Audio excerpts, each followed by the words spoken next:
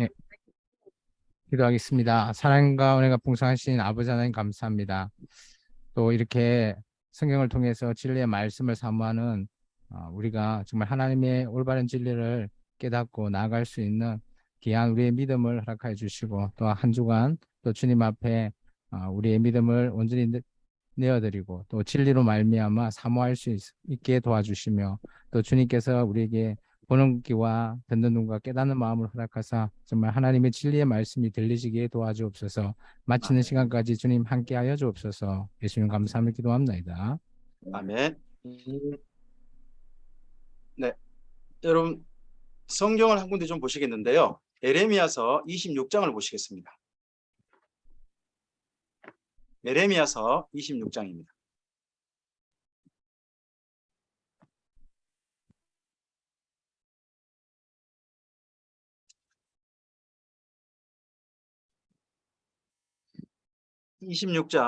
네, 18절, 19절, 26장 18절, 19절 말씀입니다. 조홍현 집사님 읽어주시겠습니까?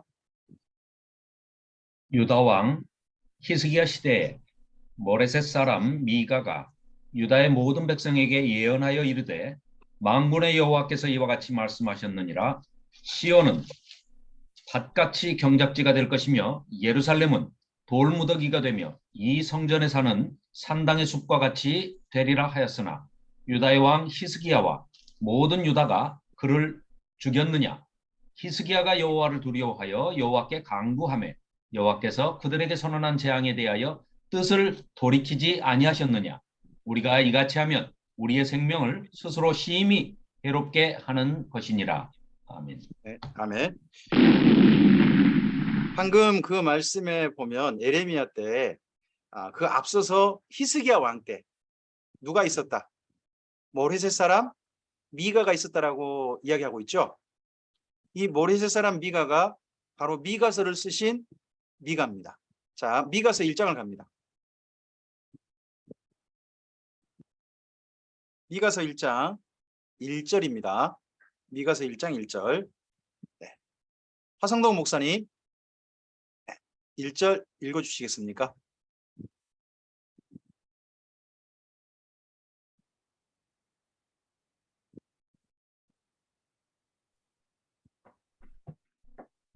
미가서 1장 1절. 유다의 왕들 요담과 아하스와 히스기야 시대에 모레셋 사람 미가에게 임한 여호와의 말씀 곧 사마리아와 예루살렘에 관한 묵시라.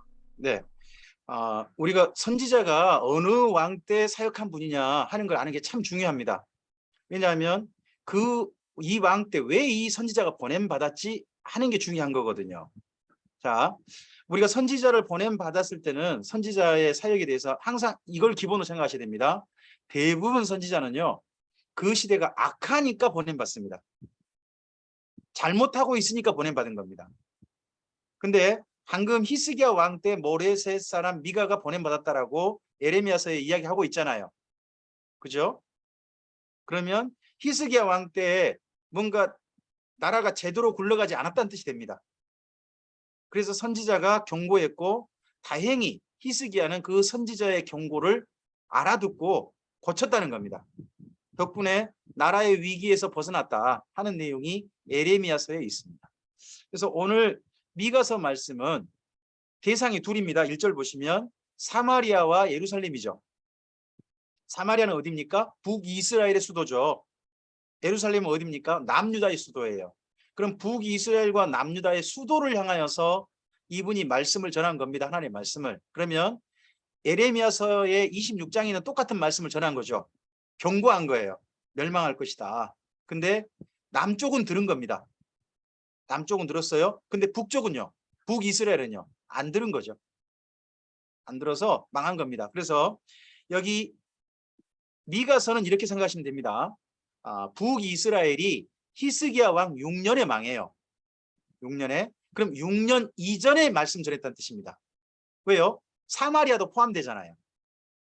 사마리아 멸망 이전이어야 되니까 적어도 6년 이전이 한다는 거죠. 6년 이전에 말씀을 전한 건 분명합니다. 양쪽 지도자들을 향해서 말씀을 전하는데 거기 지도자들이여 들으라 하지 않습니다. 2절 보시면 누구에게 들으라고 한지 보이시죠? 백성들아. 보이십니까? 그 지도자들의 나쁜 행태, 악한 행태를 누구에게 고발하는 형식으로? 백성들에게 고발하는 형식으로 말씀을 전한 분이 바로 미가입니다. 그러면 이분이 말하는 지도자들의 악한 행태는 뭘까요? 한번 2장 1절을 가보시겠습니까? 2장 1절과 2절을 보세요. 2장 1절과 2절. 황인수 전사님 읽어주실까요? 그들이 침상에서 죄를 피하며 악을 꾸미고 날이 밝으면 그 손에 힘이 있으므로 그것을 행하는 자는 화 있을진저. 밭들을 탐하여 빼앗고 집들을 탐하여 차지하니 그들이 남자와 그의 집과 사람과 그의 산업을 강탈하도다. 네. 밤에 꿈꾸는 사람들이 있어요. 침상에서 내일은 어떤 일을 하지 꿈꾸는데 꿈꾸는 일이 2절이죠. 2절이에요. 누군가 것을 빼앗는 거예요. 심지어 사람도 빼앗아서 노예로 팔거나 그런 것 같아요. 노예로 팔거나 그렇게 하는 거예요. 근데 이런 일을 하기 위해서요. 지난 밤에 침상에서 계획을 하는데요. 그 계획만 하는 게 아니라 그게 힘이 있어가지고 실천해버려요. 그러면 이 사람들은요. 저 같은 사람 아닌 거예요. 저는요. 가끔씩 하다 꿈 많이 꿔요. 하나님 우리 교회는 어떻게 1억 좀 헌금할 분 없습니까? 제가 예전에 그런 기도 많이 했습니다. 다른 교회는 목사님이 열심히 기도하면 그 누가 성도님 와가지고 칸짝 기도하다가 하나님께서 저한테 이 교회 가라 그러더라고요. 이 교회 헌금하라 그러더라고요. 헌금하고 갔던 분도 있다는데 우리 교회는 어떻게 그런 분 한 분도 안 옵니까? 하나님 제발 우리 교회 이 빚에서 좀 벗어날 수 있도록 그런 분 좀 보내주시옵소서. 저 기도 굉장히 오래 했거든요. 근데 제가 그런 기도는 한 번도 응답받은 적 없어요. 저는 응답 못 받았어요. 저는 꿈을 꾸지만 한 번도 그 꿈에 대해서 실현되기가 어려웠어요. 근데 이 사람들은 악한 일을 꿈꾸는데 그대로 이루어져 버려요. 더더구나 2절로 보면요. 대부분 부동산이죠. 저는 그래서 이렇게 생각해요. 힘이 있어서 권력과 힘이 있어서 부동산 투기하는 자들에게 화 있을진저. 이게 그 당시 북이스라엘 남유다 그 지도자들의 향한 정말 엄청난 팩트 공격이죠. 지금 우리나라에도 이 말이 적용될지도 몰라요. 네? 바로 이런 사람들이 나라를 지금 현재 휘어잡고 있어가지고 더더구나 카르텔을 이루고 있어요. 이들이 자 거기 말씀 좀 가보실까요? 네, 3장을 좀 가보시기 바랍니다. 3장 가보시면 이런 말씀이 있습니다. 3장 9절 갑니다. 자 9절부터 네 12절까지 9절부터 12절까지 정동섭 전사님 읽어주실까요?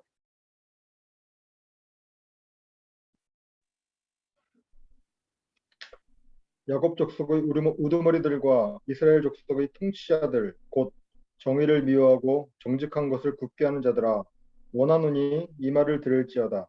시온을 피로 예루살렘을 죄악으로 건축하는도다.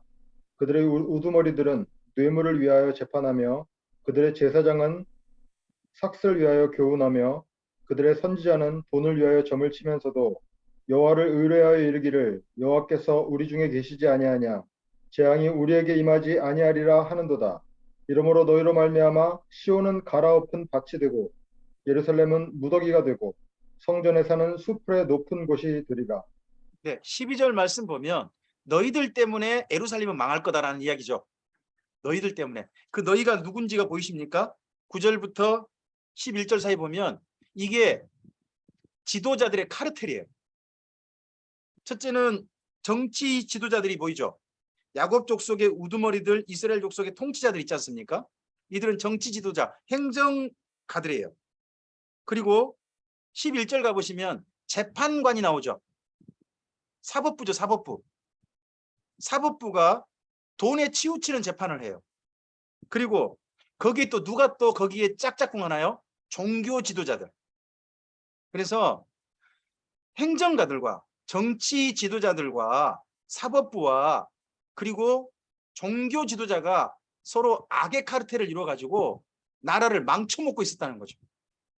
이게 미가가 본 예루살렘의 실상이에요. 여러분 지금 현재 우리나라는 누구와 누구가 힘을 권력층에서 누구와 누구가 힘을 합치고 있는지 혹시나 보이시나요? 말씀 안 하셔도 돼요. 그냥 여러분 속으로만 보이신 거 생각하시면 돼요. 근데 그런 행태가 이와 비슷하다면요, 미가가 우리나라 오면 화를 선포할지도 모릅니다. 이런 모습이, 비슷한 모습이 우리나라에 보인다면 이게 나라가 망할 때 징조입니다. 지도층이 썩는다는 거 참 무서운 일인 겁니다. 더더구나 지도층이 야합, 악의 카르텔, 악한 사람들이 서로 뭉쳐가지고 자기들끼리 짝짝꿍 해먹는 거, 이런 것이 미가 때 있는데 지금 현재 우리나라에는 없는지 좀 우리는 생각을 해봐야 됩니다. 살펴봐야 되는 거죠. 자, 이런 현실에 미가가 서 있습니다. 그런데요, 여기 보실까요?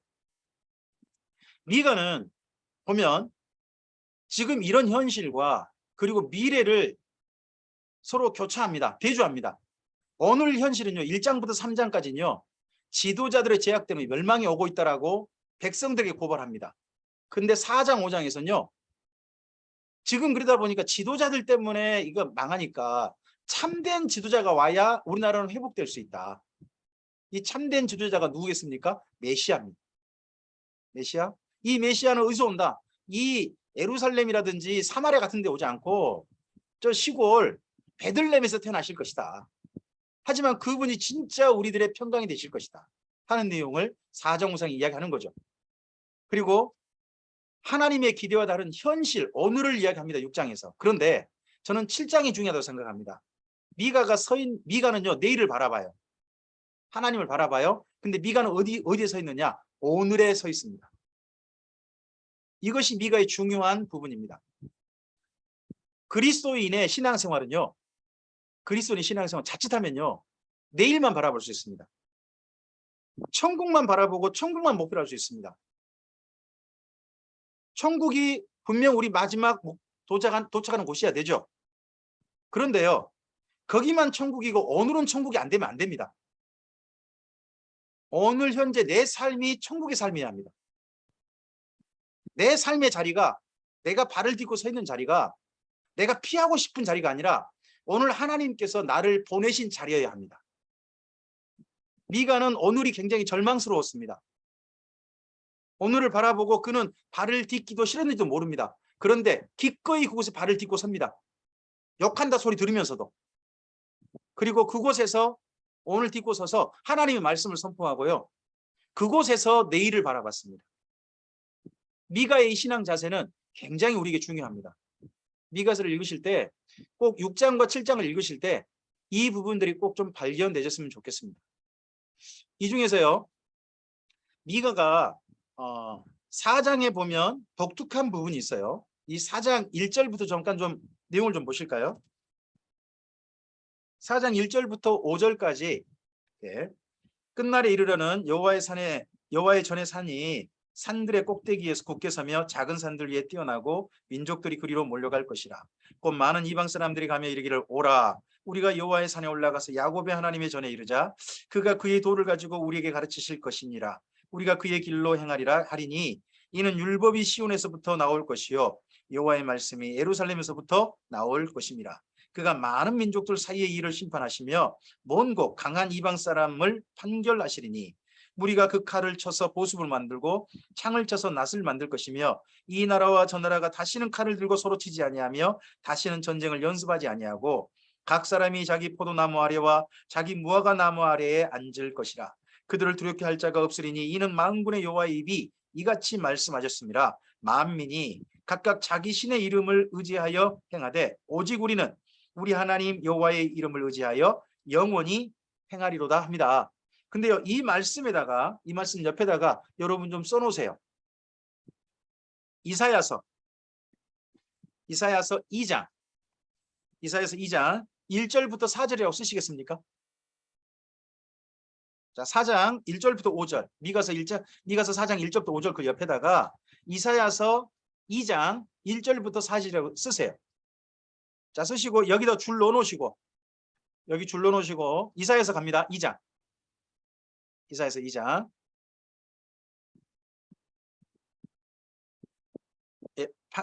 1절은 빼고요. 1절은 빼고 2절부터 4절까지. 네, 정동섭 전사님.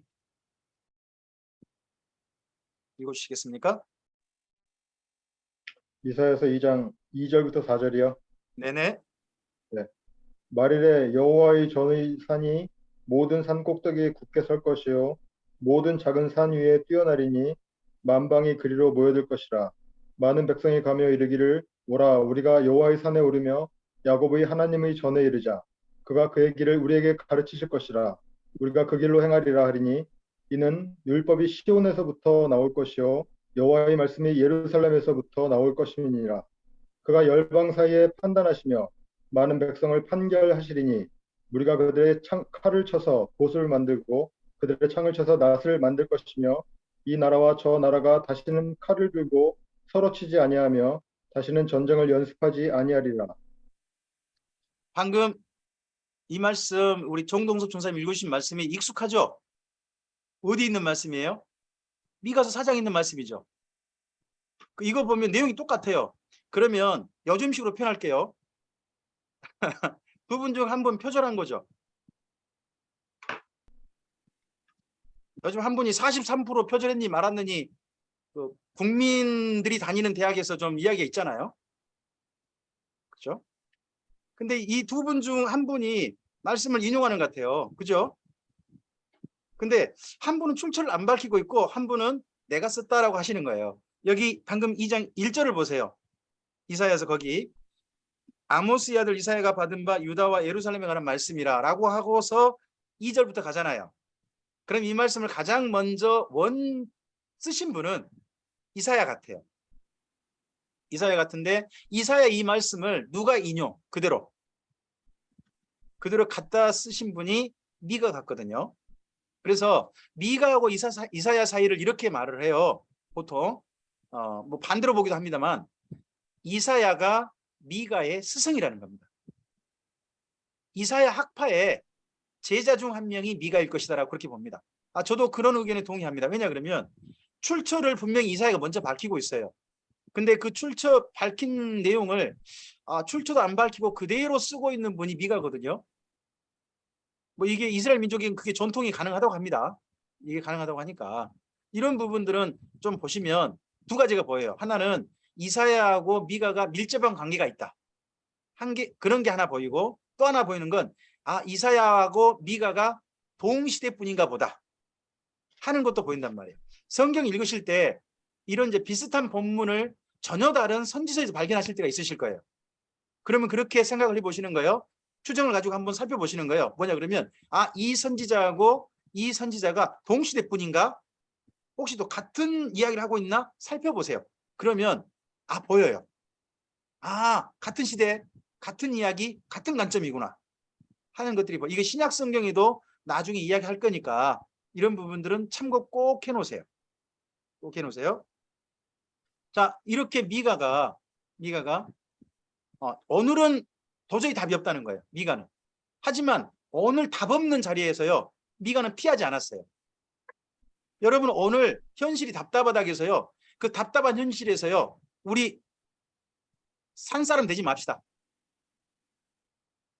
우리는 답답하더라도요.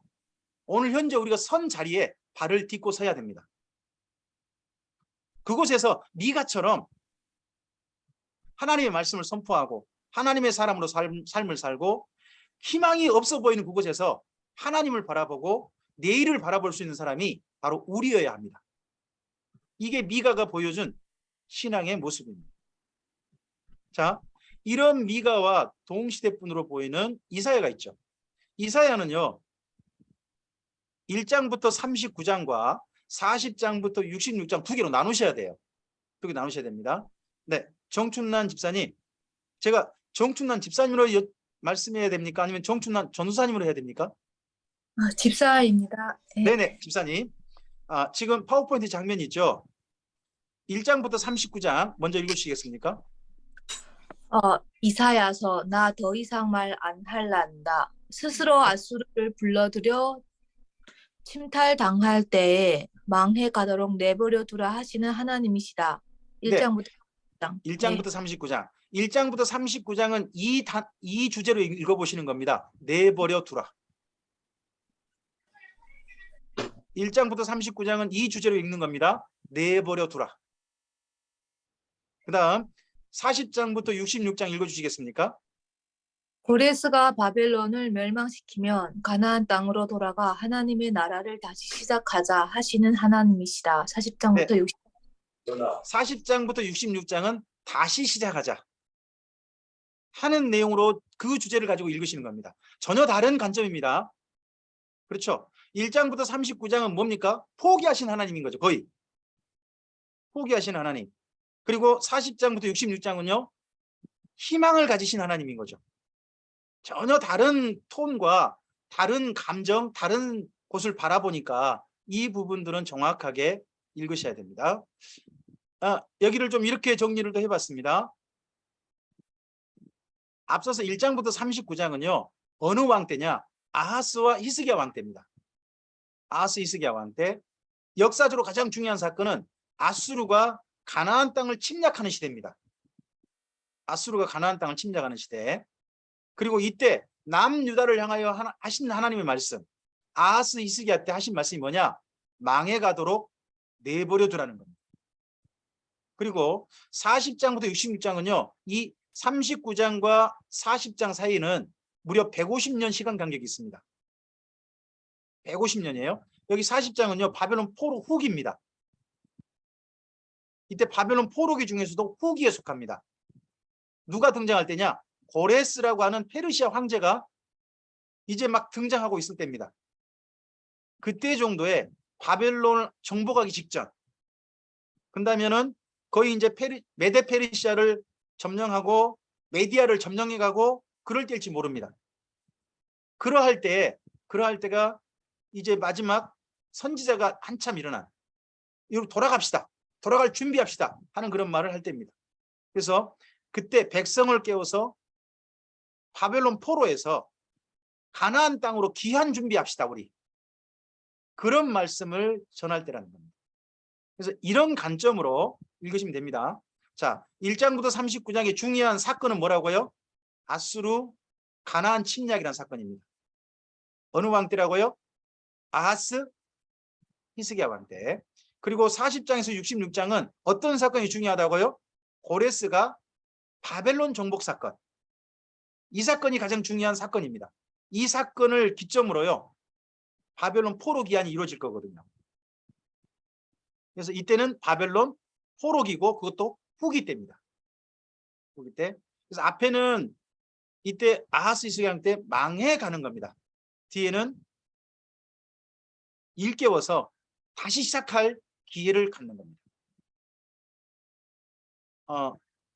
이사야서를 어떻게 볼 거냐 하는 것 가운데서 1장부터 5장은 미가하고 비슷합니다. 미가하고 비슷해요. 1장부터 5장은 보시면 1장, 2장이 오늘 현실입니다. 그리고 2장은 언젠가 메시아가 주실 그날을 이야기합니다. 3장에서는요 오늘 심판받을 예루살렘을 이야기합니다. 근데 4장은요 은혜 입을 예루살렘을 이야기합니다. 그리고 다시 오늘로 돌아옵니다. 그러면서 화 있을진저가 선포되어져요. 근데 이때가 언제냐? 1장하고 5장이 있을 이때가 아수르가 침략해 가지고요 예루살렘 겨우 한 개 남을 때입니다. 자, 우리 이사야서 1장을 좀 가실까요? 이사야서 1장을 가보시기 바랍니다. 1장에서 역사적 사건을 한번 여러분께서 추정을 할 수 있는 근거들이 몇 개 있으니까 그런 걸 보시는 겁니다.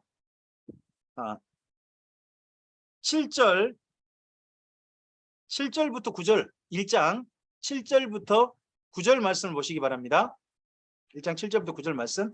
네, 진수연 집사님 음성 켜시고 읽어주시겠습니까? 너희의 땅은 황폐하였고 너희의 성읍들은 불에 탔고 너희의 토지는 너희 목전에서 이방인에게 삼켜졌으며 이방인에게 파괴됨 같이 황폐하였고 딸 시온은 포도원의 망대같이 참외밭의 원두막같이 에워싸인 성읍같이 겨우 남았도다. 만군의 여호와께서 우리를 위하여 생존자를 조금 남겨두지 아니하셨다면 우리가 소돔 같고 고모라 같았으리로다. 예, 이렇게 남유다가 이렇게 온 땅이 그냥 비참하게 파괴될 때가 언제고 예루살렘 겨우 하나 남을 때가 언제냐 그러면요 아수르 침략됩니다. 히스기야 왕 때 아수르가 나라 전체를 다 라기스를 비롯해서 온 전체를 다 점령하고요 예루살렘을 에워싸요. 사내립이.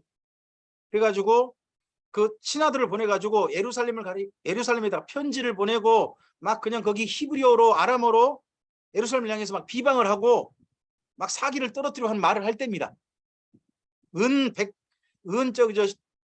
10톤에다가 금 1톤 내놔라. 막 이런 거 이렇게 하면서 압박할 때입니다. 그때 정도가 어느 왕 때예요? 그가 히스기야입니다. 그래서 1장이 어느 왕 때라는 게 보이시면 여기 1장부터 5장 사이가 어느 왕 때인가 보입니다. 그게 뭐냐 그러면요. 아하스 왕이 아닙니다. 놀랍게도 있을진저가 선포될 때가 놀랍게도 히스기야 왕 때입니다.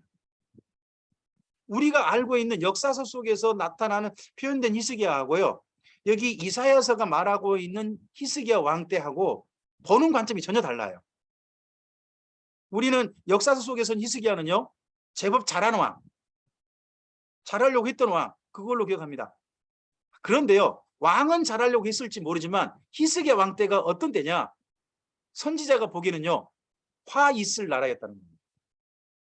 이것도 이제 우리가 좀 보셔야 됩니다. 자, 그리고 나서 6장부터 39장까지가 앞에하고 비슷한 식으로 써졌습니다. 오늘, 내일 이렇게 써주고 마지막에 37장에서 39장 사이에 마치고 앞서서 이사야서 5장처럼 화 있을진저 포도원인 예루살렘이 있잖아요. 그런 것처럼 히스기야 왕 때 이걸 이야기하고 마지막에 히스기야 왕의 발언과 함께 이사야 선지자가 아무 말 안 해버리는 걸로 39장이 끝납니다. 저는 그래서 그렇게 39장 맨 끝을 이렇게 해놨습니다. 어이없음. 이사야 선지자 어이없음. 뭐 이렇게도 할까요? 답 없음. 답 없다. 그렇게 하게 된 게 히스기야 왕 때인데요. 원래는 이게 선지자가요. 이 말씀 언제 들었느냐? 우시야 왕이 죽었을 때 들었던 말씀이란 겁니다. 자, 6장을 가십니다. 이사야 선지자는요. 다른 선지서와 달리요. 소명장이 하나님께 받은 소명이 1장에 있지 않아요. 6장에 있어요. 우리가 잘 아는 말씀인데 사실은 잘하는 말씀인데 잘못 알고 있는 부분도 있어요. 네. 6장을 좀 가보시기 바랍니다. 6장에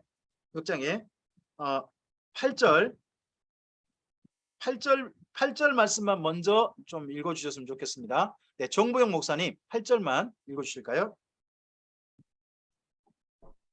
내가 또 주의 목소리를 들으니 주께서 이러시되 내가 누구를 보내며 누가 우리를 위하여 갈고 하시니 그때에 내가 이르되 내가 여기 있나이다 나를 보내소서 하였더니. 보통 이 말씀을 이사야의 소명이라 하는 분들이 있습니다. 또 이 말씀이요. 박종호 씨 노래 때문에 우리가 너무 많이 알려졌죠. 주님 내가 여기 있사오니 나를 써주소서. 그 노래 있잖아요. 그 노래가 여기 8절이거든요. 근데 이건요. 소명 아닙니다. 나를 써달라고 한 기도죠. 이사야의 기도예요. 소명은 뭔가요? 하나님께서 보내시는 거죠. 보내시는 것은 그 다음 9절, 10절에 있습니다. 9절, 10절에 있습니다. 자, 9절, 10절 말씀. 네, 김영규 장로님께서 음성 켜시고 그 부분 읽어주시겠습니까? 여호와께서 이르시되 가서 이 백성에게 이르기를 너희가 듣기는 들어도 깨닫지 못할 것이요 보기는 보아도 알지 못하리라 하여 이 백성의 마음을 둔하게 하며 그들의 귀가 막히고 그들의 눈이 감기게 하라. 염려하건대 그들이 눈으로 보고 귀로 듣고 마음으로 깨닫고 다시 돌아와 고침을 받을까 하노라 하시기로. 네, 하나님께서 이사야에게 주신 사명은요. 다른 선지자와 달라요. 보통 선지자는 어떤 사명을 받냐 그러면 백성들에 가서 말해봐라. 돌아오라고 말해라. 너희 악한 길에서 떠나서 내게로 오라고 말해라 라고 보통 선지자에게 사명을 주세요. 그렇죠? 근데 이사야는 어떤 사명을 받았느냐? 아무 말 하지 말아요. 다른 선지자와 달라요. 너는 말하지 마라. 기가 닫게 만들어버리고 눈도 못 보게 만들고 깨닫지도 못하게 만들어라. 나한테 또 와가지고 나한테 또 매달릴까 봐 그게 싫다. 이런 식이신 거예요. 그래서 선지자가 놀랐어요. 이런 사명을 말씀하시니까. 그래서 그 다음 말씀 11절부터요. 11절부터 13절까지. 네, 김현숙 권사님. 내가 이르되 주여 어느 때까지니까 하였더니 주께서 대답하시되 성읍들은 황폐하여 주민이 없으며 가옥들에는 사람이 없고 이 토지는 황폐하게 되며 여호와께서 사람들을 멀리 옮기셔서 이 땅 가운데 황폐한 곳이 많을 때까지니라. 그 중에 10분의 1이 아직 남아 있을지라도 이것도 황폐하게 될 것이라. 밤나무와 상수리나무가 배임을 당하여도 그 그루터기는 남아 있는 것 같이 거룩한 씨가 이 땅의 그루터기이니라 하시더라. 네, 선지자가 그래서 여쭤봐요. 아, 하나님, 제가 그럼 침묵해야 되는데 이렇게 아무 말 하지 말라 그래서 그 말씀 따라 순종하겠는데 언제까지 지금 그러면 제가 입 다물고 있어야 됩니까? 했더니 하나님께서요 이렇게 하시는 거예요. 망할 때까지. 그 모든 장면이 망할 때 장면이에요. 성읍이 황폐해져 버리고 주민이 없고 가옥엔 사람이 없고 토지는 황폐하게 되어주고 사람들이 멀리 옮겨졌다는 말은 뭐죠? 포로 잡혀간 거예요. 노예로 팔리거나 그런 거예요. 그럴 때까지 아무 말 하지 마라. 그러면 뭔 말이에요? 남유다가 망할 때까지 너는 망한다 할지라도 말하지 말고 가만히 있어. 이런 말이에요. 선지자가 이런 사명을 받았을 때요. 맨 처음에 굉장히 내적 갈등이 있을 거라고 저는 생각해요. 자기 나라가 망하는 걸 가만히 지켜봐야 될 사람이 어디 있어요. 얼마나 이거 참 괴로운 사명이에요. 그랬는데 이 우시야 왕 다음에 그 다음에 왕이 누구냐 그러면 이제 아하스 왕이에요. 7장 1절 가보세요. 그래서 여기 6장 넘어서 바로 7장 1절에 아하스 왕 이야기 나오죠. 아하스 왕 때 무슨 사건이 있었다고요? 북쪽에 북이스라엘과 아람 나라가요. 여기 남유다를 쳐들어왔다는 거예요. 이것 때문에 마음이 그냥 너무나 두려워 떨어가지고 이 위협으로부터 벗어나고 싶어서 아하스 왕이 택한 정책이 뭐예요? 예, 아수르의 도움을 구하는 거예요. 아수르의 도움을 구하는 거. 이거 선지자가 그 다음 읽어보면 거기 7장부터 쭉 읽어보면요. 너 제발 그런 일 좀 하지 마세요. 하나님께서 알아서 하실 거거든요. 하는데도 불구하고 기어이 그런 일을 하는 거예요. 기어이 그런 일을 해요. 그래서 선지자가요. 자기가 말대로 끝내 안 듣고 왕이 지 마음대로 지 생각대로 끝까지 가니까 결국 선지자가 이렇게 됩니다. 거기 8장을 넘어갑니다. 7장 8장을 여러분 잘 읽어보세요. 읽어보시면 선지자가 무슨 말을 해도 왕이 자기 마음대로 하는 게 보입니다. 또 여기를 읽어보시고 역사서를 함께 읽어보시는 거예요. 자, 그러했을 때 선지자가 8장 16절 이런 데까지 가게 됩니다. 네, 목포 조희정 집사님 16절 17절 두 절 읽어주세요. 너는 증거의 말씀을 싸매며 율법을 내 제자들 가운데에서 봉함하라. 이제 야곱의 집에 대하여 얼굴을 가리시는 여호와를 나는 기다리며 그를 바라보리라. 네, 이 아하스의 행태를 보면서요. 선지자가 무엇을 결정합니까? 증거의 말씀을 싸매고 율법을 봉함하라 그러죠. 이게 뭔 말이냐? 가르치는 걸 멈추겠다는 뜻입니다. 증거의 말씀을 싸맨단 말은요. 증거가 바로 선지자들이 선포하는 말씀이거든요. 그럼 말씀 선포하지 이제 않겠다는 겁니다. 선지자가 하나님의 사명을 1차 이해했을 때가 어느 때? 바로 아하스 왕 때입니다. 근데 이 사명이 정말 하나님이 이렇게 할 수밖에 없구나 하는 걸 깨달은 때는 언제냐? 히스기야 왕 때라는 겁니다. 히스기야 왕 때라는 겁니다. 자, 여기 제가 좀 1장부터 39장을 표를 좀 만들어 봤는데요. 앞에 여기는 현실입니다. 7장부터 8장 그리고 뭐 9장 뭐 이쪽 부분들은 34장 이쪽 부분들은 오늘 현실이에요. 뒤에 녹색 부분 있죠. 거기는 선지자가 바라본 내일입니다. 그래서 보시면 오늘과 내일 어디하고 같은 구조죠? 미가. 그래서 이사야가 먼저 이론 구조로 본 거죠. 그러다 보니까 제자인 미가도 같은 생각으로 세상을 바라본 겁니다. 선생님의 영향을 받았다고 봅니다. 그래서 앞에는 오늘 정말 답답한 오늘입니다. 그런 가운데서요. 결국은 다 망하는데요. 13장부터 23장 여기는요. 이 남유다뿐만 아니라 이 당시에 모든 세상이 멸망할 것이다 하는 이야기를 합니다. 근데 24장부터 27장을요. 여러분이 꼭 따로 읽으셔야 돼요. 24장부터 27장은요. 이사야 당시 세상이 아니에요. 예수님 재림 때 세상이에요. 24장부터 27장 잠깐 가보시겠습니까? 가보시면 놀랍게도 선지자가 바라본 그 멸망이라는 게 장차 예수님 재림 때의 모습인 게 보입니다. 자, 24장을 가보시면요.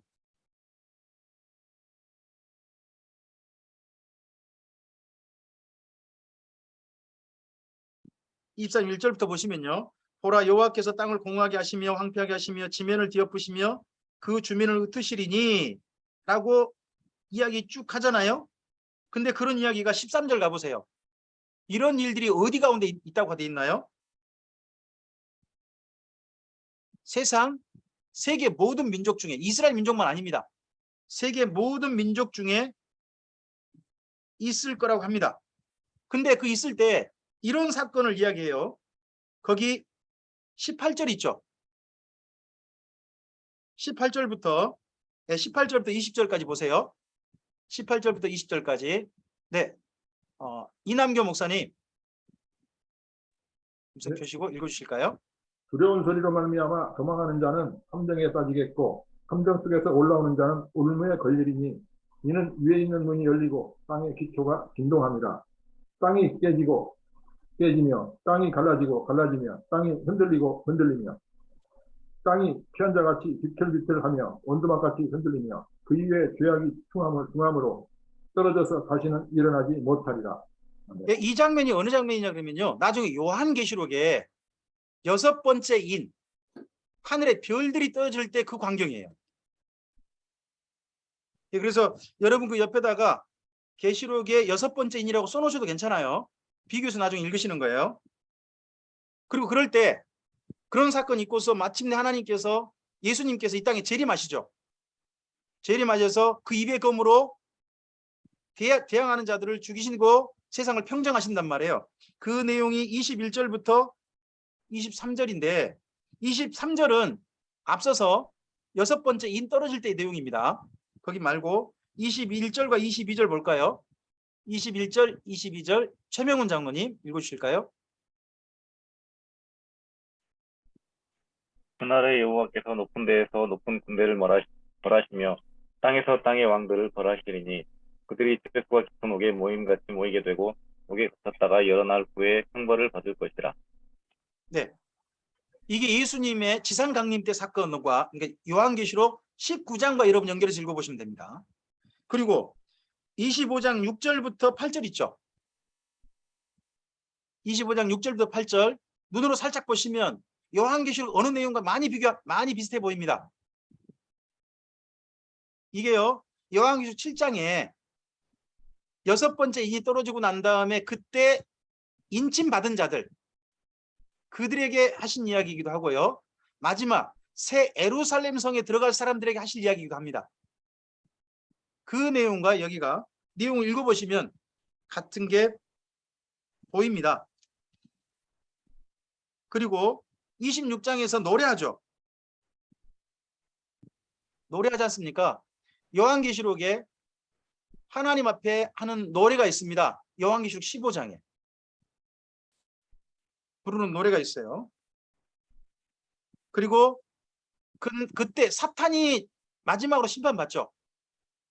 사탄이 거기 내용이 27장 1절 가보시면 보일 겁니다. 27장 1절. 네, 이런 식으로 쭉 읽어보시면 27장까지가 24장부터 27장이 이사야 당시 종말이 아닌 겁니다. 이사야가 놀랍게도요. 이 세상 끝에 역사 끝에 종말까지 본 겁니다. 자기 시대 열방의 종말과 하나님이 말씀하신 마지막 종말까지 본 거죠. 근데 이 모든 것을요 이사야가 말로 했다고요? 기록으로만 남긴 겁니다. 이걸 자기 제자들에게 가르쳤을지는 모르나 하나님의 말씀을 선포하지 않은 거예요. 이런 말씀을 그냥 기록으로만 남겼다.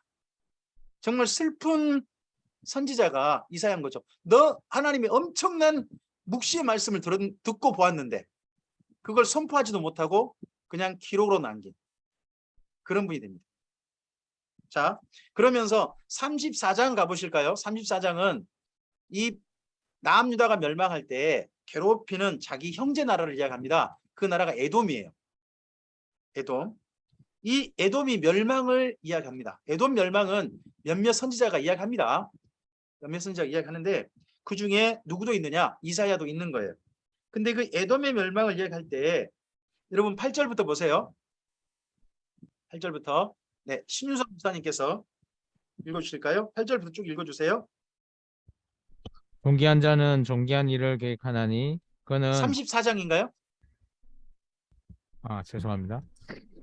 네.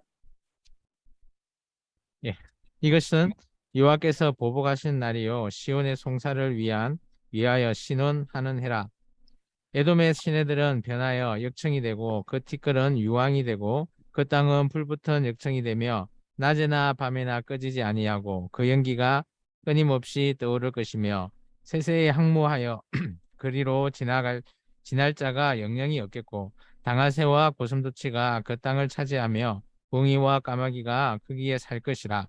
여호와께서 그 위에 혼란의 줄과 공허의 추를 들이우실 것인즉 그들이 국가를 여러하여 귀인들을 부르되 아무도 없겠고 그 모든 방백도 없게 될 것이요 그 궁궐에는 가시나무가 나며 그 견고한 성에는 엉겅퀴와 새품이 자라서 성랑이의 불과 타조의 처소가 될 것이며 들짐승이 이리와 만나며 순념소가 그 동료를 부르며 올빼미가 거기에 살면서 쉬는 처소로 삼으며 봉이가 거기에 깃들이고 알을 낳아 까서 그 그늘에 모으며 솔개들도 각각 제 짝과 함께 거기에 모이리라. 예, 거기까지만요.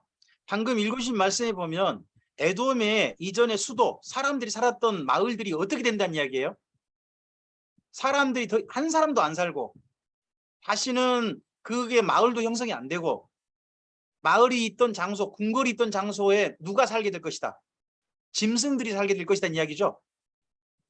그만큼 에돔은 완전히 멸망당하고 폐허가 될 것이라는 이야기예요. 그러고 나서 그 다음 이야기가 16절입니다. 그 다음 이야기. 네, 조홍현 집사님 16절과 17절을 읽어주세요.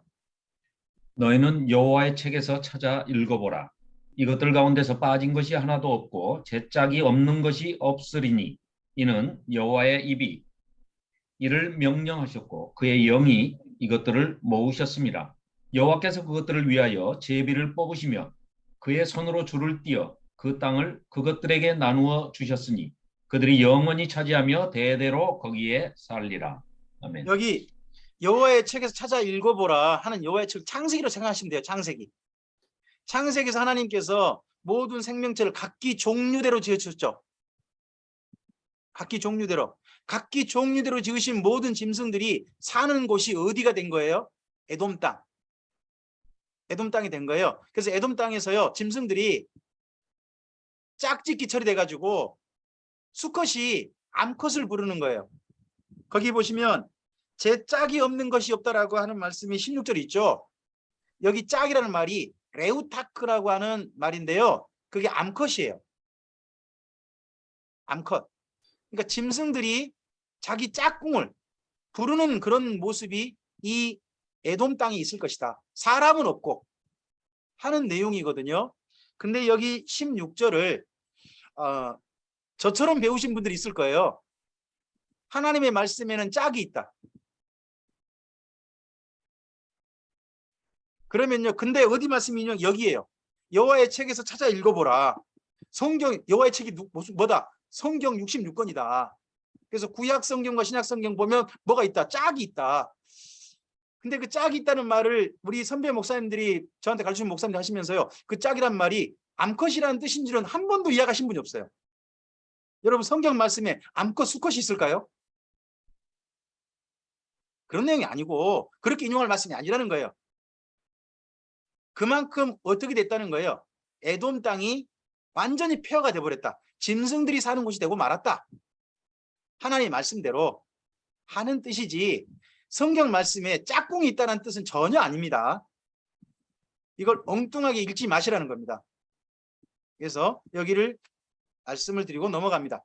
이와 달리 이스라엘 민족에게는 희망이 있을 것이다. 내일 있을 것이라는 이야기가 그 다음 35장에 있습니다. 그래서 1장부터 39장은요. 어떤 이야기입니까? 오늘에는 희망이 없다. 심지어 선지자가 그래 나 입 다물란다 하는 내용을 여러분 39장을 가보세요. 39장 여러분 이사야 선지자가 히스기야 왕에게 한마디 합니다. 5절부터 보세요. 39장 5절부터요. 화성동 목사님 음성 켜시고요. 5절부터 8절까지 좀 읽어주시겠어요? 5절부터 8절까지요. 네. 이사야가 히스기야에게 이르되 왕은 만군의 여호와의 말씀을 들으소서. 보라, 날이 이르리니 내 집에 있는 모든 소유와 내 조상들이 오늘까지 쌓아둔 것이 모두 바벨론으로 옮긴 바 되고 남을 것이 없으리라. 여호와의 말이니라. 또 내게서 태어날 자손 중에서 몇이 사로잡혀 바벨론 왕궁의 환관이 되리라 하셨나이다 하니 히스기야가 이사야에게 이르되 당신이 이른바 여호와의 말씀이 좋소이다 하고 또 이르되 내 생전에는 평안과 경고함이 있으리로다 하니라. 아멘. 선지자가요. 히스기야가 바벨론 신하들이 와가지고 그 신하들한테 아니 군대 모든 거 하고 왕궁 보고 보물창고 다 보여주면서 나 돈 있어요. 아직 우리 넉넉해요. 이런 거 다 보여주고 보내니까 한심해가지고 아니 이거 보내주니까 나중에 바벨론 군대 와가지고요. 우리나라 싹 점령하고 당신 그 후손들 잡아가서 환관 만들 거예요. 그런 일 있어도 줬어. 라고 했더니 히스기야가 뭐라고 답했어요?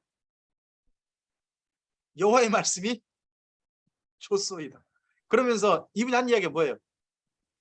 아, 미래에 그런 일이 있거나 말거나 오늘 내 때는 평안하다면서요. 그거면 되지 뭐.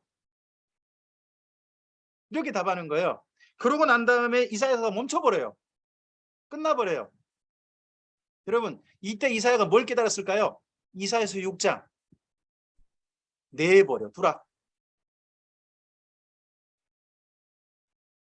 그래서 1장부터 39장까지 그렇게 읽으시면 됩니다. 내버려 두라. 여러분 이 땅 가운데서요. 착하신 목사님들 많잖아요. 저는 대한민국의 목사님들 중에 그렇게 악한 목사님 좀 못 봤어요. 특히 우리 교단 목사님들은 전부 다 착하시거든요. 타 교단은 제가 잘 몰라요. 저는 우리 교단 선배 목사님 정말 존경합니다. 정말 착하세요. 근데요. 착하신데 만나서 이야기하다 보면 답답할 때가 많아요. 착하시기만 해요. 착한 건 정말 인정되는데 가끔씩 가다가 선배 목사님 조금 좀 다른 쪽도 보셨으면 좋겠어요. 성경을 다르게 조금만 좀 더 좀 제대로 읽으셨으면 좋겠어요. 근데 그걸 말씀을 못 드려요. 선배님이니까. 여러분 히스기야 착해요. 히스기야는요 성경이 이렇게 평가되어 있습니다. 히스기야는 정직했답니다. 그럼 히스기야의 평생에 하나님 앞에 바르게 살려고 노력했다는 겁니다. 근데요 사실은 히스기야 때문에 망할 준비 당한 겁니다. 히스기야가 생명 15년 연장 받아서요 2가지를 해요. 하나는 뭔가요? 아들 낳았죠. 그 아들의 이름이 누구냐? 므낫세입니다. 므낫세가 다 망하게 합니다. 망할 준비 시켜놓은 겁니다. 그리고 15년 생명 연장 받는 동안 바벨론 신하 만납니다. 그리고 바벨론이 쳐들어올 준비 다 빌미를 준 겁니다. 결국 그래서 15년 생명 연장 받아서 망할 준비만 하고 하나님 말씀을 전했는데 세상에 그렇게 반응하고 하니까 이사야가 그렇게 한 겁니다. 내버려 둡시다 그래. 하나님 말씀이 옳습니다. 착하기만 해서는 안 됩니다. 분별력이 있으셔야 됩니다. 우리에게 꼭 히스기야가 우리에게 반면교사가 됐으면 좋겠습니다. 자, 그 다음에 볼 말씀은 이 다음에 포로기 때 말씀인데요. 이 말씀은 사실은 바벨론 포로기 때 그때 읽으셔야 됩니다. 저라면 이사야서 39장까지 읽으시고요. 다니엘서 후에 저는 여기를 읽기로 원래 권합니다. 다니엘서를 읽고 난 다음에 여기를 차라리 읽으십시오라고 저는 권하고 싶어요. 하지만 이사야가 66장까지 있잖아요. 여기 부분을 그래도 읽어보셨으면 좋겠습니다.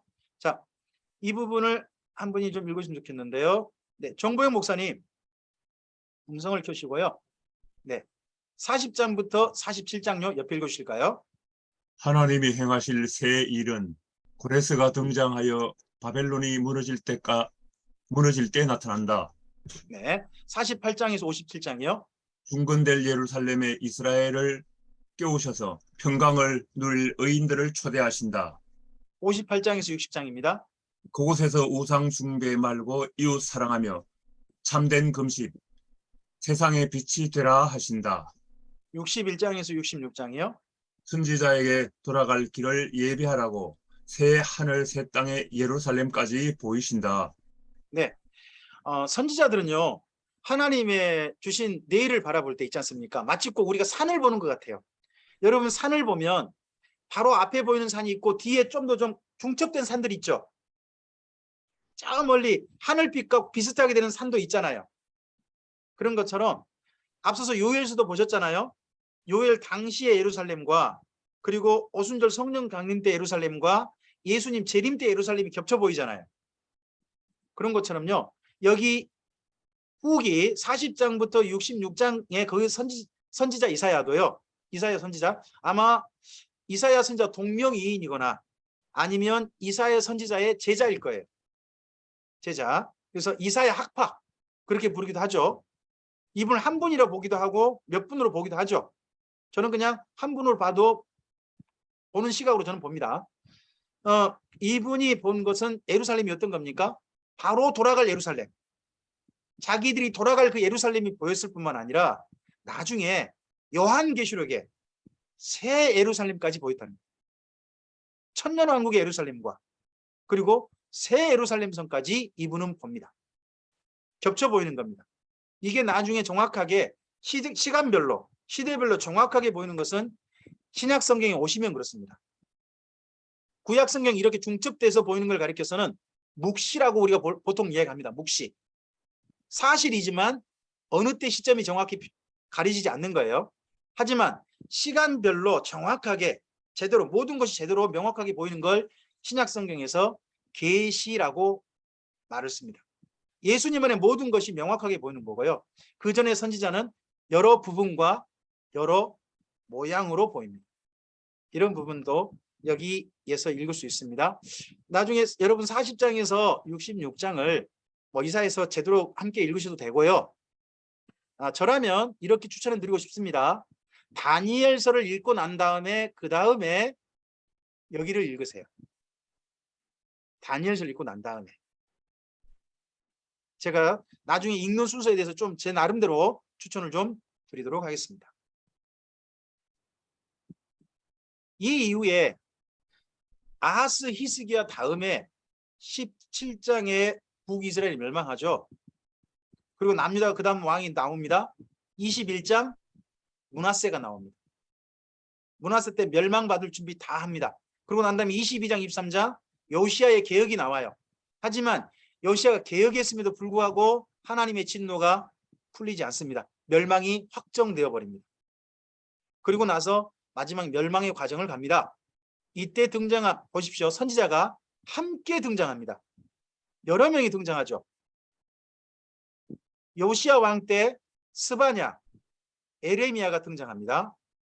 요야김 3년 때 다니엘이 잡혀갑니다. 1차 포로. 그리고 요야김과 요야긴 왕, 그 사이에 2차 포로가 있어요. 그때 하박국, 에스겔이 잡혀갈 겁니다. 에스겔은 이때 분명히 잡혀갑니다. 그리고 시드기야 왕 때 마지막 11년에 나라가 멸망합니다. 이때 멸망의 광경을 보신 분이 오바댜고요. 그때 멸망의 광경 보시고 슬픈 노래를 부른 분이 에레미야죠. 그래서 이때 선지자가 보시면 한꺼번에 6분이 등장합니다. 여러분 혹시 기억나십니까? 북이스라엘이 멸망하기 전에 여로보암 2세 때 선지자 3분이 함께 북이스라엘에 보냄받았죠. 그리고 그 이후 선지자가 없지 않습니까? 남유다도요. 멸망할 때 선지자가 몇 분 보냄받아요? 6분이요. 왜 이런 거예요? 왜 이렇게 대거 선지자가 보냄받은 거예요? 멸망하는 게 하나님께서는요. 싫으신 거예요. 그대로 멸망당하기를 원치 않으신 거예요. 그래서 마지막으로요. 선지자를 대거 보내보시는 겁니다. 마치 꼭 여러분 이런 광경 생각하시면 될 것 같습니다. 여러분 혹시 병원, 종합병원 응급실 가보셨습니까? 응급실?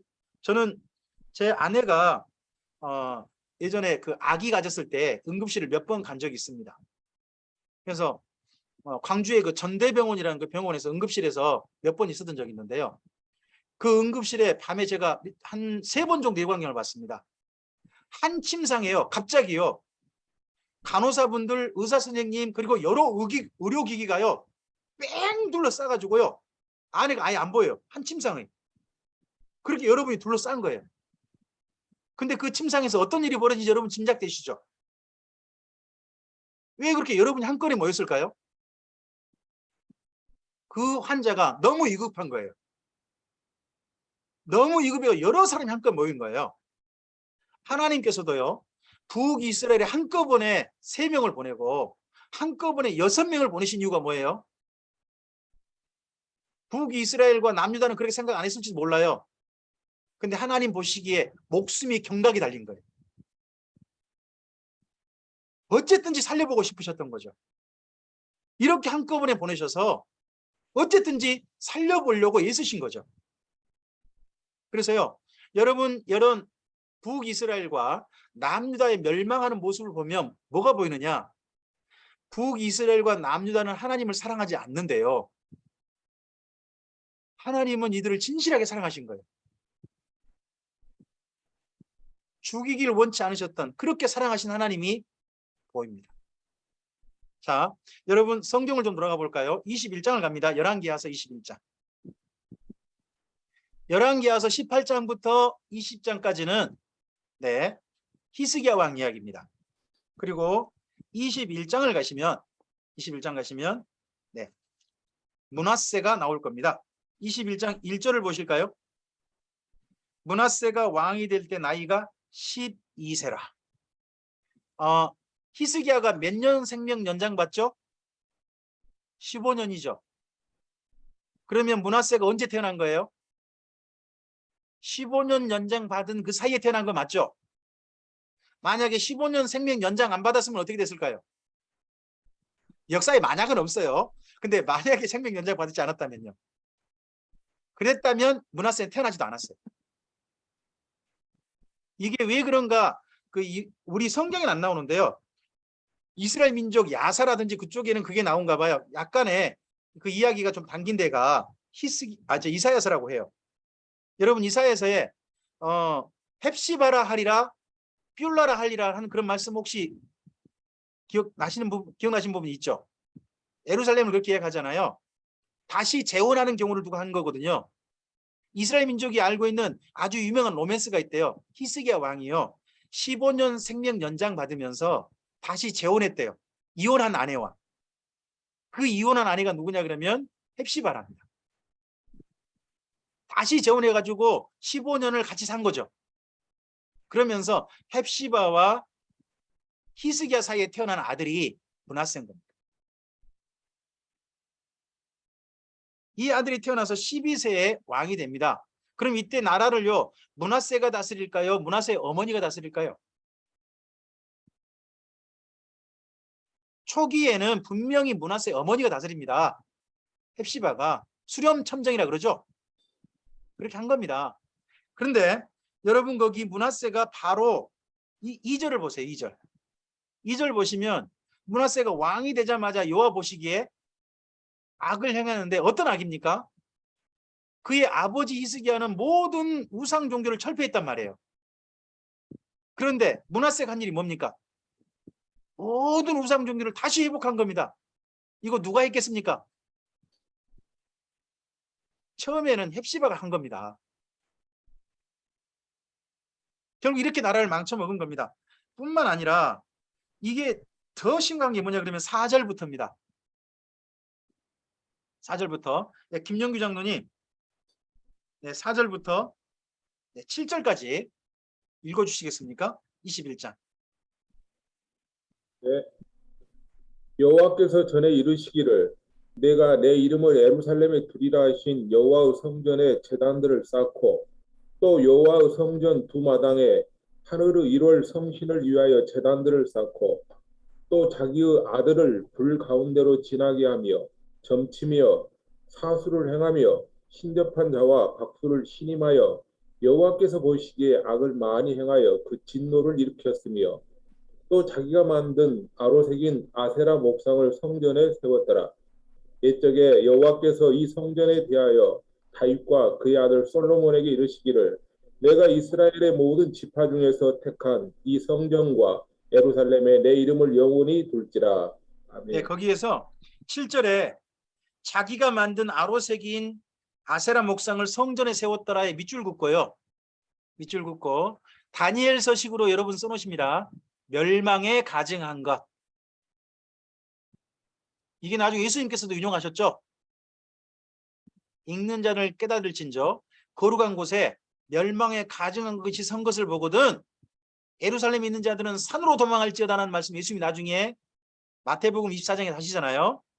근데 그때 선지자 다니엘이 말한 바 이렇게 하죠. 그래서 멸망에 가증한 것이라는 표현은 다니엘서에 등장합니다. 근데 다니엘이 뭘 보고 한 거냐? 바로 여기 므낫세가 성전에 세운 아세라 목상을 두고 한 이야기입니다. 그리고 방금 4절부터 7절까지 보니까 므낫세가 한 진짜 가증한 일이 어떤 일입니까? 성전을요 만신전 만들어버린 겁니다. 하나님만 섬겨야 될 그 성전에다가요 앞서서 아하스는 그 아람 나라 신을 위한 그 제단 하나 만들었어요. 제단 하나.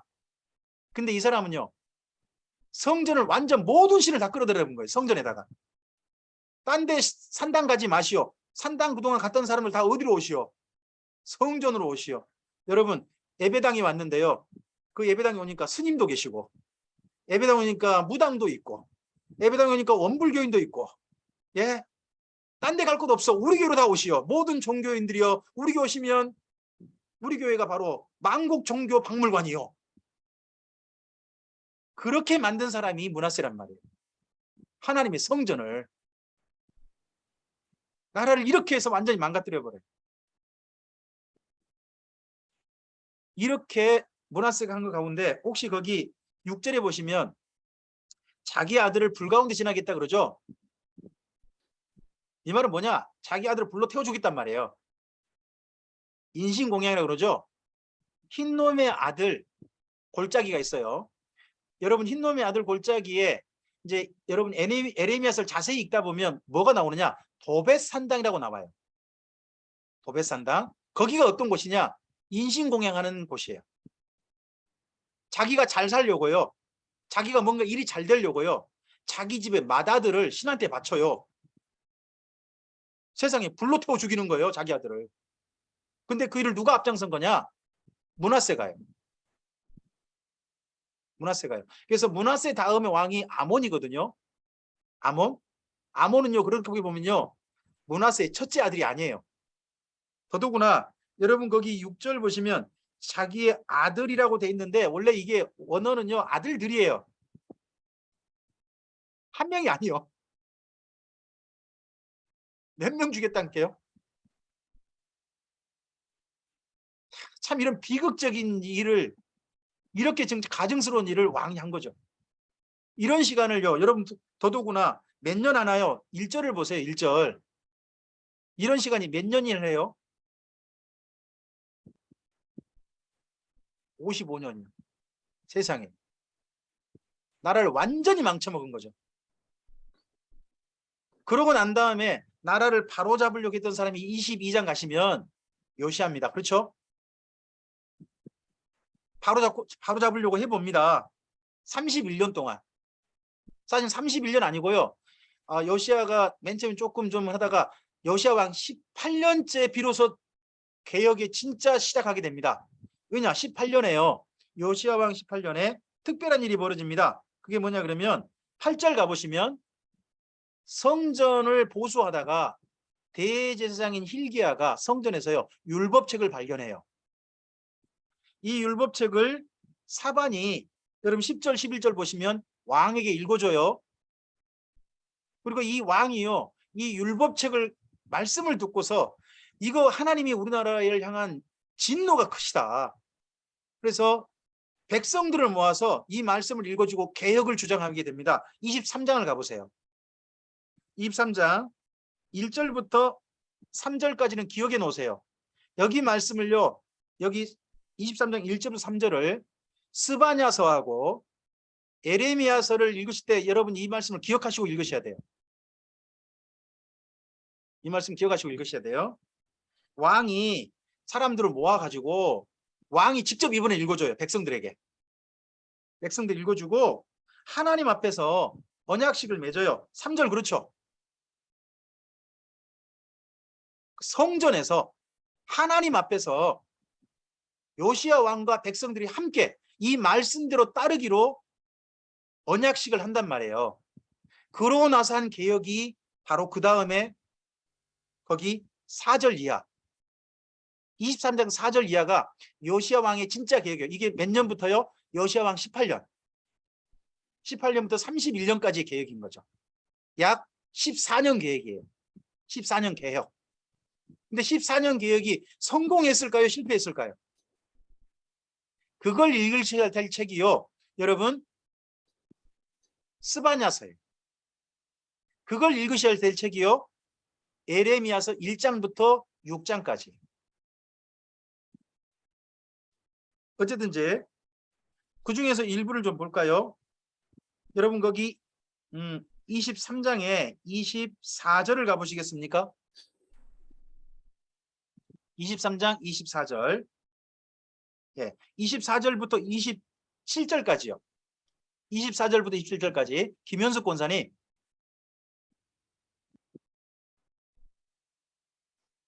(23장) 24절부터 27절까지.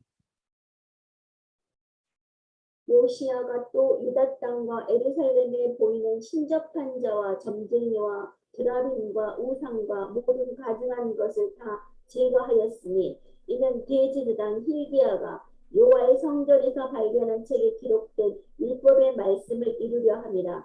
요시야와 같이 마음을 다하며 뜻을 다하며 힘을 다하여 모세의 모든 율법을 따라 여호와께로 돌이킨 왕은 요시야 전에도 없었고 후에도 그와 같은 자가 없었더라.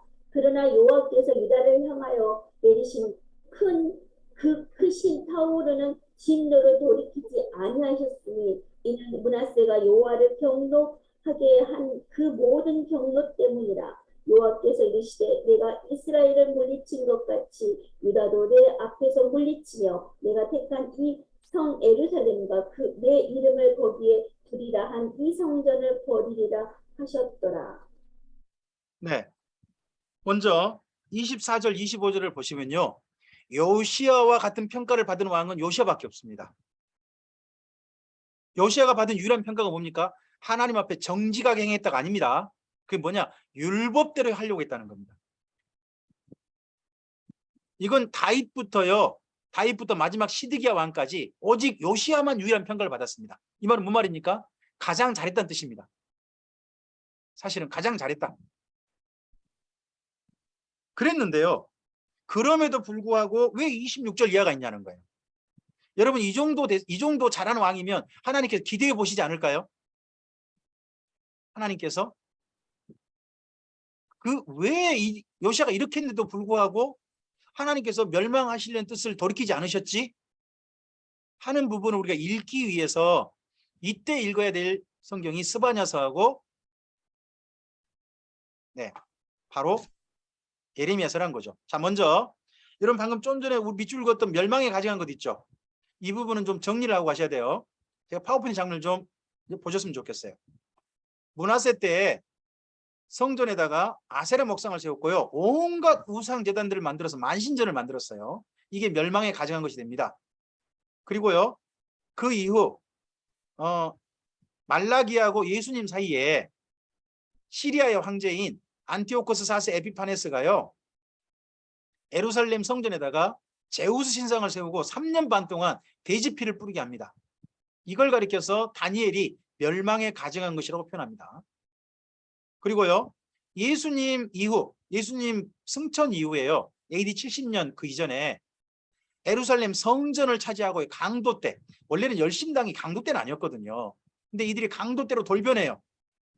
마지막에 이들이 세 때가 돼가지고 이들이 예루살렘 성전에서 성전을 차지하기 위해서 자기들끼리 싸워요. 그 성전에서요, 하나님께 바치는 제물의 피가 흘리는 게 아니라 강도 때들이 서로 성전 차지하려고 싸우는 강도 때 피가 흘리게 돼요. 이게 예루살렘 멸망의 원인이 됩니다. 그리고 마지막 하나가 더 있습니다.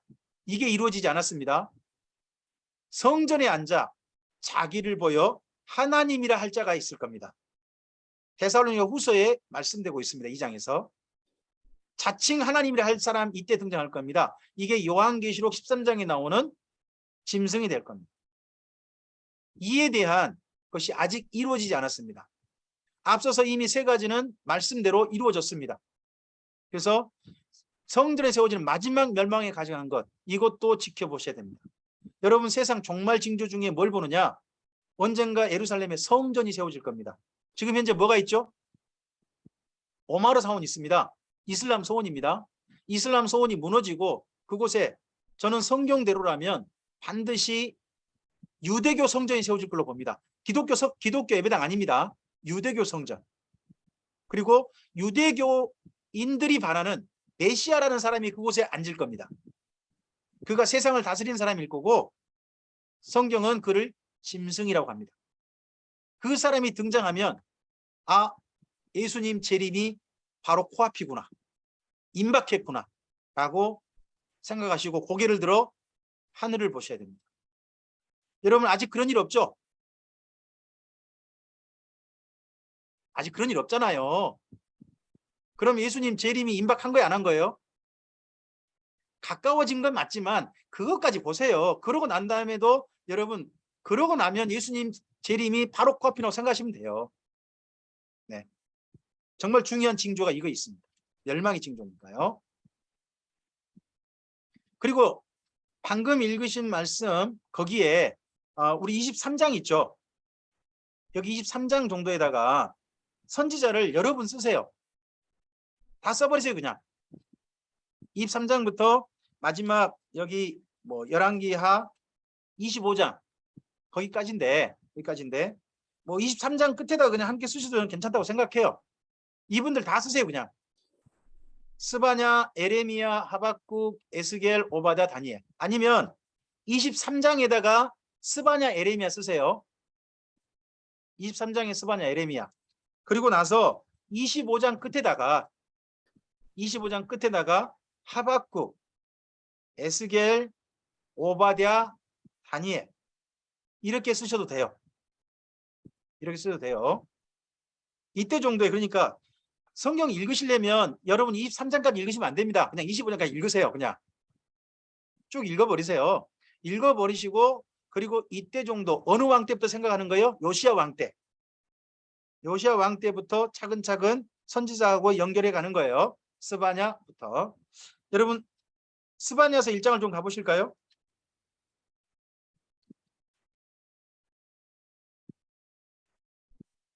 미가, 나훔, 하박국, 그 다음 스바냐죠.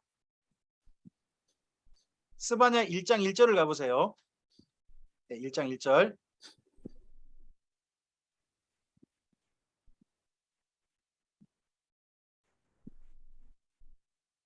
네, 찾으셨죠? 조희정 집사님. 네, 음성 켜시고 읽어주실까요? 아몬의 아들 유다 왕 요시아의 시대에 스바냐에게 임한 여호와의 말씀이라. 스바냐는 히스기야의 현손이요 아마랴의 증손이요 그랴랴의 손자요 구시의 아들이었더라. 여러분 거기에 요시야의 시대라고 보입니까? 1절에? 그러면 스바냐서는 어느 왕 때 읽는 거예요? 그러니까 요시야 왕 때 읽는 거예요. 그러니까 요시야 왕 때 읽는 겁니다. 그 다음에 에레미야서 1장을 가보세요.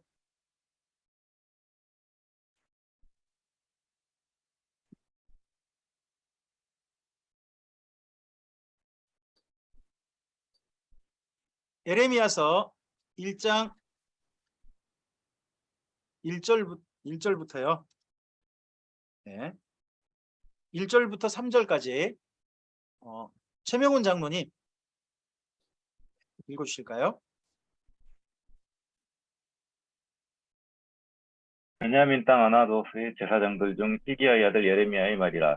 아몬의 아들 유다 왕 요시야가 린지 3년에 여호와의 말씀이 예레미야에게 임하였고 요시야의 아들 유다의 왕 여호야김 때부터 요시야의 아들 유다의 왕 히스기야의 11년 말까지 곧 5월에 예루살렘이 바로 잡혀가기까지 임하니라.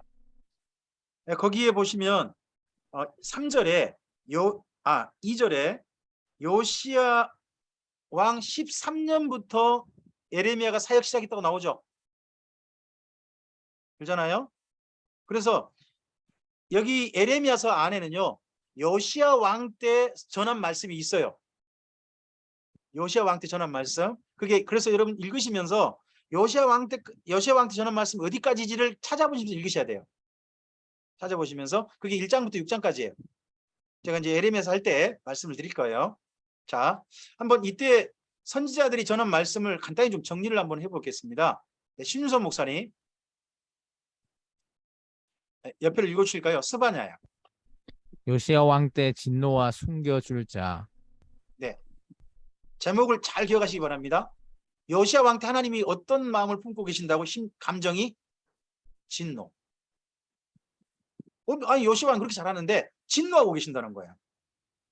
자, 에레미야입니다. 끝까지 믿지 않은 멸망과 살길. 멸망한다는데 예루살렘 사람 그 모든 사람들 믿지 않았다는 거다, 멸망을. 자, 그다음 하박국입니다. 확인된 진멸과 바라는 긍휼. 네, 하박국은 비로소 확인했습니다. 아, 진짜 멸망한데 진짜구나.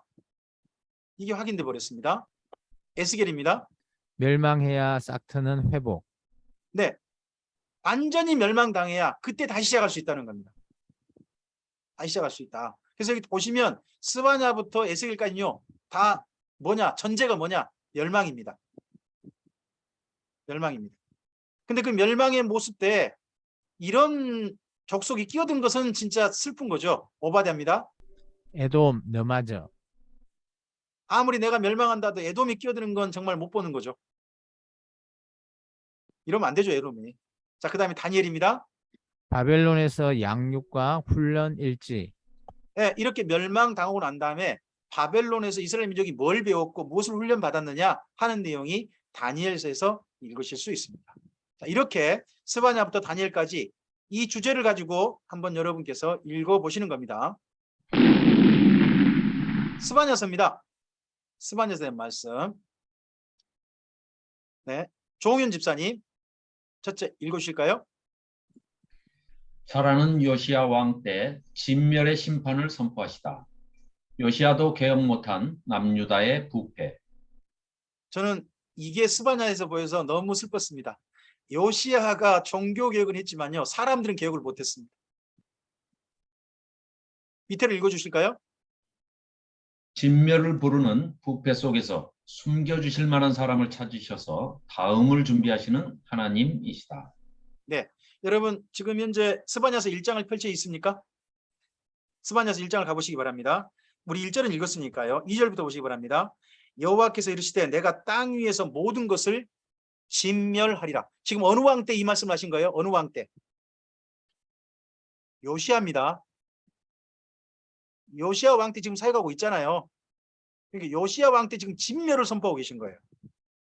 내가 사람과 짐승을 진멸하고 공중에서와 바다의 고기와 거치게 하는 것과 악인을 아울러 진멸할 것이라. 내가 사람을 땅 위에서 멸절하리라. 나 여호와의 말이니라. 이렇게 말씀합니다. 2절 3절은요. 2절 3절은 종말 때의 진멸로 생각하시면 됩니다. 요시야 왕 때 진멸은 아니고 어느 때? 예수님의 재림 때. 예수님의 재림 때 이 땅에 마지막 남겨진 사람들은요, 악인일 거예요. 하나님의 사람들은 다 들림받고 악인들만 남을 거예요. 그래서 악인들 진멸을 이야기합니다. 4절을 보시기 바랍니다. 내가 유다와 예루살렘의 모든 주민들 위에 손을 펴서 남아있는 바알을 그곳에서 멸절하며 그마림이란 이름과 그 제사장들을 아울러 멸절하며. 지금 요시아는요, 종교개혁한다고 모든 우상 종교, 우상 신상 같은 거 다 때려 부수고 있습니다. 근데요, 예루살렘 사람들은 어떻게 하고 있어요? 이 귀한 걸 왜 부숴야 해가지고요, 숨겨놓고 있는 거죠. 요시아는 부수고 다니는데 예루살렘 사람들은 감추고 있는 거죠, 그걸. 그리고 5절 보세요. 또 지붕에서 하늘의 무별에게 경배하는 자들, 1월 성신에게 경배한 자들이 예루살렘에 있는 겁니다. 그 다음에 이게 앞서서 여러분 거기 23장, 열왕기하 23장에 성전에서 맹세했던 자들과 연결해 보세요.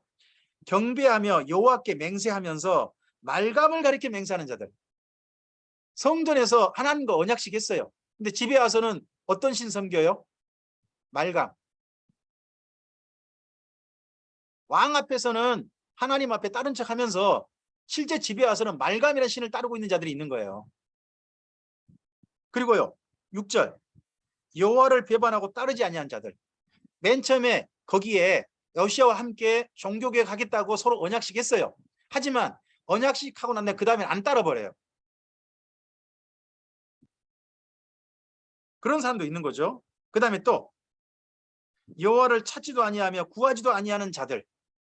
이때 예루살렘에 사람들 모이라고 했지만 성전에 가지도 않은 자들, 찾지도 않은 자들, 이런 사람들을 멸절하리라 합니다. 그래서 여러분 4절부터 6절까지는요, 요시야 당시를 말한 겁니다. 2절부터 3절은 예수님 당시로, 예수님 재림 때로 보시고요. 4절부터 6절은 요시야 당시로 읽으시면 됩니다.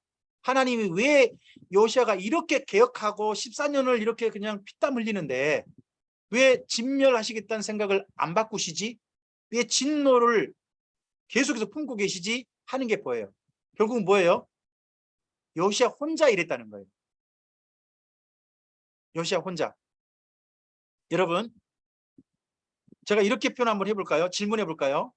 요시야 왕 때 예루살렘에서 왕따인 사람이 누굴까요?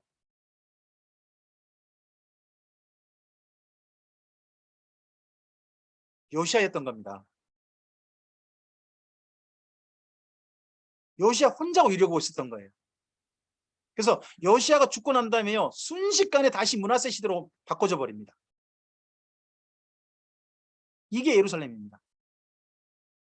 여러분, 우리나라 민주주의가요, 피땀을 내서 여기까지 왔습니다. 순식간에 독재 시대로 간다든지 그런 일은 저는 결코 없어야 한다고 생각합니다.